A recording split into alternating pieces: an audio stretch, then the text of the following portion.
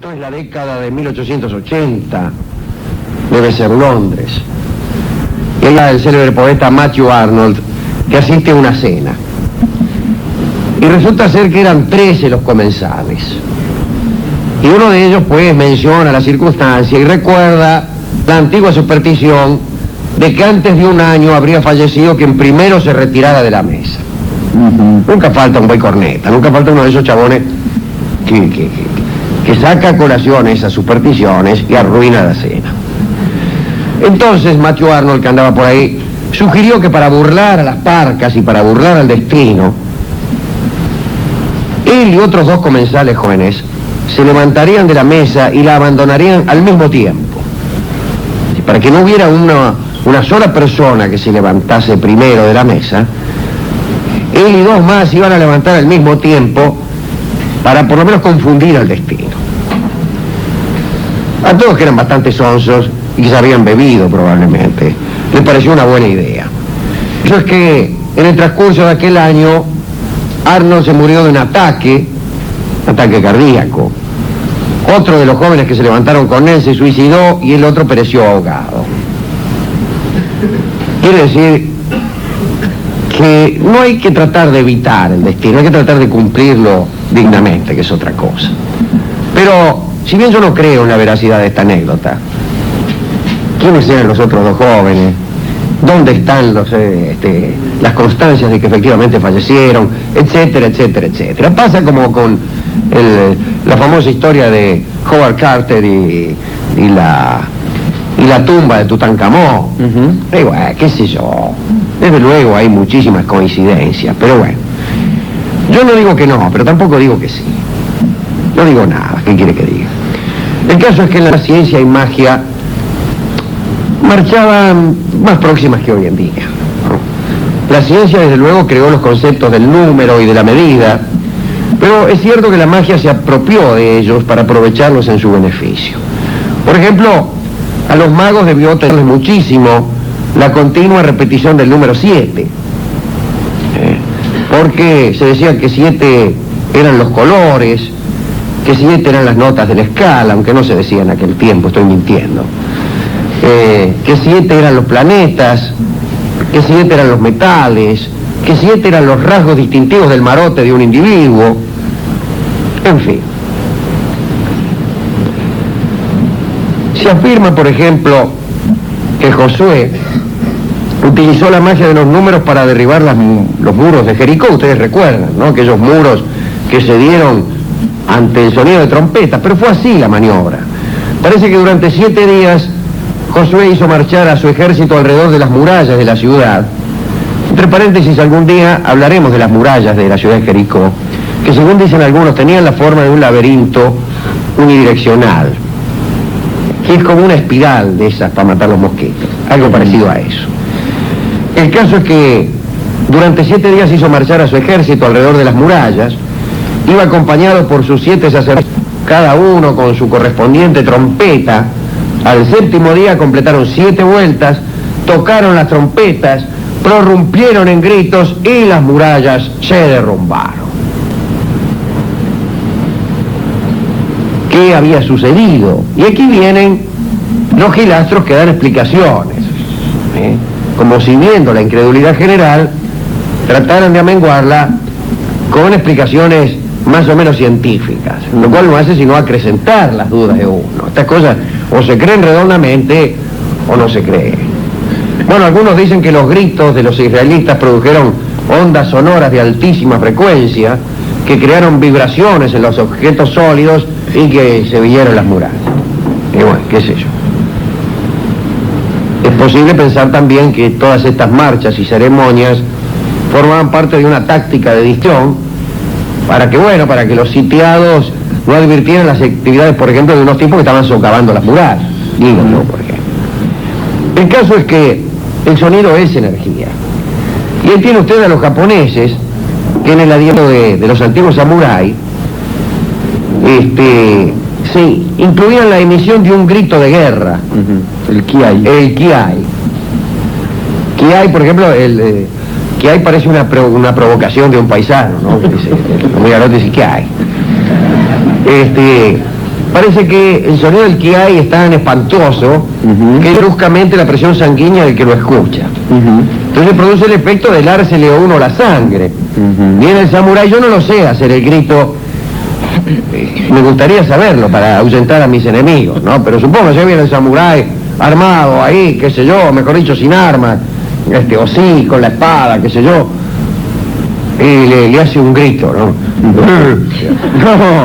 No es así. No, usted tiene que concentrarse en el tantien o en el jara, digamos, el lugar donde se hace el harakiri, que es un punto interno situado 4 dedos por debajo del ombligo, más o menos a la altura, digamos. Ahí me está gustando. Bueno, y desde ahí concentrarse y sacar la energía para que se produzca... ¿Tiene que ser de ahí? Desde ahí, sí, desde el tantien, dirían los chinos, el jara, dirían los japoneses. Sí, y no le digo como dicen en mi barrio. Pero 4 dedos acostados, ¿eh? Sí. No, pero se parece un poco más, al que hizo antes. No. Y T tiene que pronunciar. No. Mira. Ahí parece, ahí se parece. ¿Y qué? ¿La gente se asusta? No, la fonética la tiene. Yo lo sé hacer. Yo lo sé hacer perfectamente. Usted sabe, lo sé hacer, pero he recibido instrucciones de la dirección de la radio, no de la dirección de la radio, que no lo haga por radio. Imagínense toda esta gente aquí huyendo precipitadamente, escaleras arriba, una cosa tipo la guerra de los mundos. Bien. Por otra parte, la ciencia ha descubierto, la ciencia en forma abstracta, sin nada, no un tipo, sino la ciencia, ha descubierto que un sonido de baja frecuencia puede matar a un señor. Son 3-4 ciclos, puede llegar a matar a un tipo, no sé de qué manera, pero bueno. De todos modos, el descubrimiento de la relación entre los números y sonidos suele atribuirse a nuestro amigo, un amigo de este programa, que es Pitágoras. Parece que el tipo pasaba frente a una herrería y vio que cada uno de los 4 yunques que había producía un sonido diferente al ser golpeado. Entonces empezó a hacer cálculos, ahí mismo, ¿no?, en la puerta, sobre la proporción de los pesos, molestó a los herreros pesando los yunques y expresó esta proporción en números enteros, 6, 8, 9 y 12. Y tomando 4 pesas de estos valores, ya en su casa, ¿no?, las colgó del techo con cuerdas, y al pulsar las cuerdas descubrió que daban las mismas notas que los yunques que sostenían. Descubrió también que doblando la longitud de las cuerdas se obtenía una octava baja, que la relación de una octava era 2-1, y que la relación de los otros intervalos importantes, las quintas por ejemplo, era 4-3-2. Es decir, que para estas relaciones se utilizaban los 4 primeros números. Y debe ser por eso que los pitagóricos consideraron que estos 4 primeros números eran los más importantes. Y además porque multiplicados entre sí, o sumados entre sí dan 10, ¿no? Y 10 es también un número importante. Pero no vamos a aburrir a ustedes con las propiedades de cada número, que es una de las peores cosas del pensar pitagórico. El 1 es importante porque es la unidad, el 2 porque es la pareja, el 3 porque vino un tipo, el 4 porque es 2 veces la pareja, el 5 porque es el 3 más el 2. Y bueno, si bien se mira, todo número tiene sus propiedades. Números como el 6, que eran importantes porque eran divisibles al mismo tiempo por 3 y por 2. Números como el 8, que eran importantes, la mitad de 8 es divisible en otra mitad, y estas 4 porciones sumadas dan 8, 2, 2, 2, 2, qué sé yo. Esto es aburridísimo, muy aburrido. Después del 17 ya se hace insoportable. Pero, en todo caso, hubo gente que trabajó con los números. Otro amigo del programa, Alessandro Cagliostro, quizás Giuseppe Bálsamo, vaya a saber, causó el asombro de París con sus prodigios. Había llegado desde Estrasburgo donde se decía que había logrado 15.000 curaciones en 3 años. No se sabe de qué. Parece que ganó cuánto quiso con los números en las mesas de juego de París, en las timbas de París. Y dicen que una baronesa le anunció el premio mayor de la lotería en 3 ocasiones y se negó a hacerlo en una 4ª. Bueno, también la baronesa, ¿no? Y hallándose en casa de un amigo, demostró sus dotes de numerólogo, analizando los nombres de María Antonieta y Luis XVI. Y predijo los trágicos destinos de la pareja real, ¿no? El rey, decía Cagliostro, estaba destinado a perder la cabeza antes de sus 39 años, como así sucedió. María Antonieta, dijo, iba a tener unas penas tales que la harían envejecer prematuramente. Es fama que María Antonieta encaneció poco antes de ser decapitada, como también lo anunció Cagliostro. Y otros que trabajaron con los números fueron los cabalistas, que si bien trabajaban con letras, llamaban gematría a una sección, digamos, de la cábala dedicada a la conversión de palabras en valores numéricos. Decían, Dios creó al mundo pronunciando los nombres de las cosas, y cada una de las 22 letras es entonces, vamos, el alfabeto de los hebreos tenía 22 letras, es entonces un instrumento divino de creación. A cada letra le correspondía un sendero del árbol de la vida, una cosa también tremenda de complejidad, y también un número. Ya hemos hablado en alguna ocasión de cuáles eran esos números y cuáles esas letras. Está el libro de Daniel también. En el libro de Daniel se dice que Dios sigue caminos misteriosos con los números. Y por ejemplo, hay la interpretación de un pasaje del Génesis que es muy curiosa, ¿no? Los 3 hombres que se aparecen ante Abraham. Y en realidad el Génesis dice, y 3 hombres estaban de pie cerca de él, refiriéndose a Abraham. Y 3 hombres estaban de pie cerca de él. Los cabalistas conjeturaron que estos 3 hombres eran en realidad los arcángeles Miguel, Gabriel y Rafael, porque resulta que la frase, estos son Miguel, Gabriel y Rafael, da 701, lo mismo que, y 3 hombres estaban de pie cerca de él. Bueno, me parece un argumento que habla bastante mal de la cábala. Debe ser alguna otra cosa la cábala que un mero juego de sustitución de fichas. Y hablaremos al final de algo que tiene relación con las cartas, con las barajas, que también tienen que ver con los números y también tienen que ver con la predicción del futuro. Hablaremos de Tot, el Hermes griego, el dios con cabeza de ibis, que enseñó a los hombres la escritura y también la división del tiempo, y les reveló los misterios cifrados en las medidas. Y se habla siempre de un libro que Tot dejó escrito y que contenía aquella cosa que da el conocimiento a las demás, así lo definían. Contenía aquella cosa que da el conocimiento de todas las demás. Pero, quizá viendo la codicia de los hombres, resolvió que todavía no era el momento de revelar ese libro o de mostrar ese libro. Y metió el libro en una caja de oro, y metió la caja de oro en una de plata, y la caja de plata en una de marfil, y la de marfil en una de bronce, y la de bronce en una de cobre, la de cobre en una de hierro, lo que demuestra las ganas de jorobar que tenía todo. Y finalmente la última caja, o quizá la primera, la de hierro, la tiró al fondo del Nilo. Entre los vasos de oro y plata que sacaron los israelitas de Egipto, según la Biblia, al parecer dicen aquellos a quienes le conviene asegurar esto, que estaban algunas láminas de aquel libro de Tot.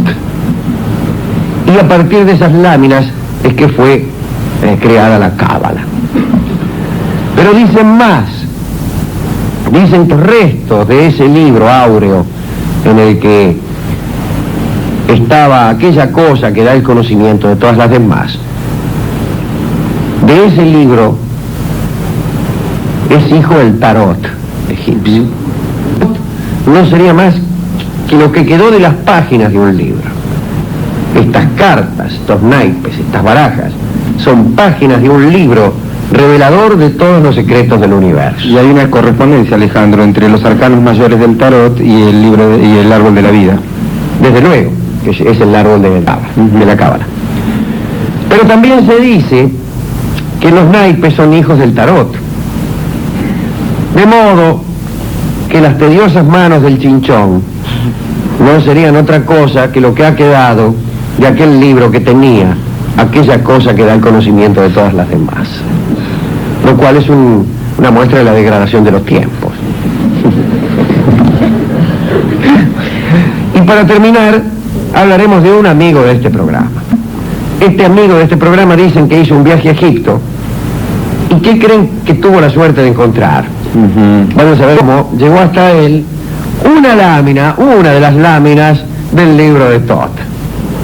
¿Qué suerte tuvo? Esto estamos hablando del siglo XVII, Y ese amigo es nada menos que Athanasius Kircher, nuestro amigo Athanasius Kircher.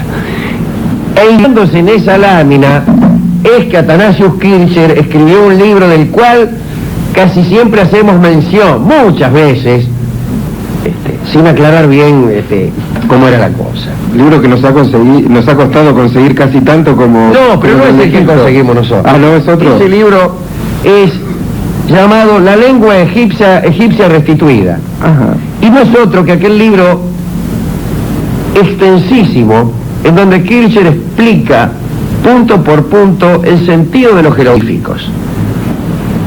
2 siglos antes, o 1 siglo y medio antes de revelado este sentido por Champollion. Bueno, no le pegó ni una. Este es el libro. La lengua egipcia restituida es el dictamen de Athanasius Kircher acerca de los jeroglíficos. No acertó uno. Y dice él que en un viaje a Egipto encontró una lámina que pertenecía al libro de Thoth. Y esa lámina perteneció después al cardenal Bembo y parece que es una lámina histórica que existe. A mí me huele mentira. ¿Cómo huelen a mentira todas las maravillosas cosas del padre Athanasius Kircher? Un personaje impresionante, pero que carecía de todo prurito y que no le importaba realmente hacer ninguna clase de comprobación acerca de la veracidad de lo que él decía. Era un gran poeta, desde luego. E inventor de la linterna mágica, precursora del cine, el padre Athanasius Kircher. Pues bien, números, destino, un libro escrito por un dios que se convierte finalmente en un mazo de naipes Victoria.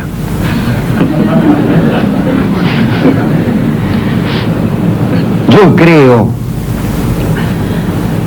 que es posible que haya alguna manera de ver qué es lo que nos depara el destino.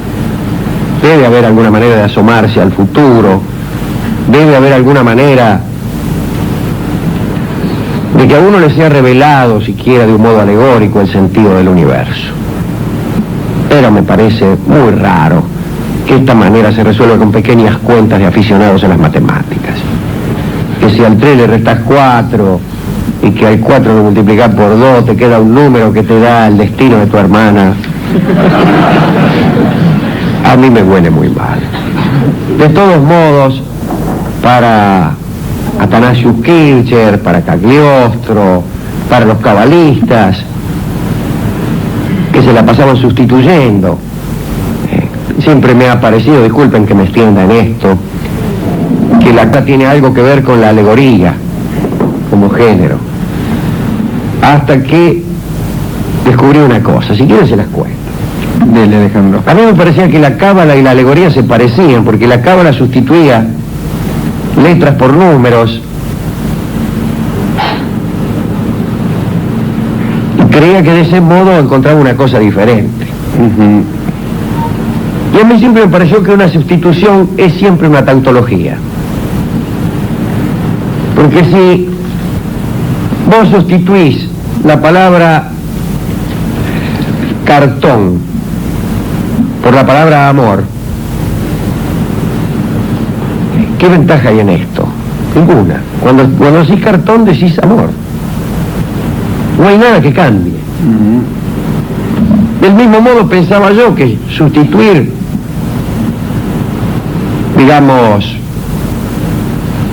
un camello ciego por el destino en una representación teatral, o vamos a ser más alegóricos porque esta es una buena metáfora después de todo, digamos un perro hambriento por la codicia, era una maniobra perfectamente superflua, y sin embargo no, porque en la alegoría el perro hambriento es la codicia, pero es también el perro hambriento, no deja de ser el perro hambriento. Es así en la poesía. Cuando un tipo habla de un perro famélico y uno adivina que se refiere a la codicia, no es lo mismo que si el tipo dijera la codicia. Tiene que decir un perro hambriento, porque ese perro hambriento, en la pluma de un poeta, es el perro hambriento y es también la codicia. Y esa es la alegoría. Y entonces ya no estamos ante una mera sustitución, sino que estamos ante uno de los elementos más permanentes de la poesía, que es la pluralidad de sentidos. Pero yo de esto no quería hablar hoy. Se vino lacaniano. Y en realidad nunca. Dedicado a todos los que buscan en los números la revelación de un destino, naipe marcado para aquellos que inspeccionan el libro de Tot en las manos tediosas del truco. Adelante.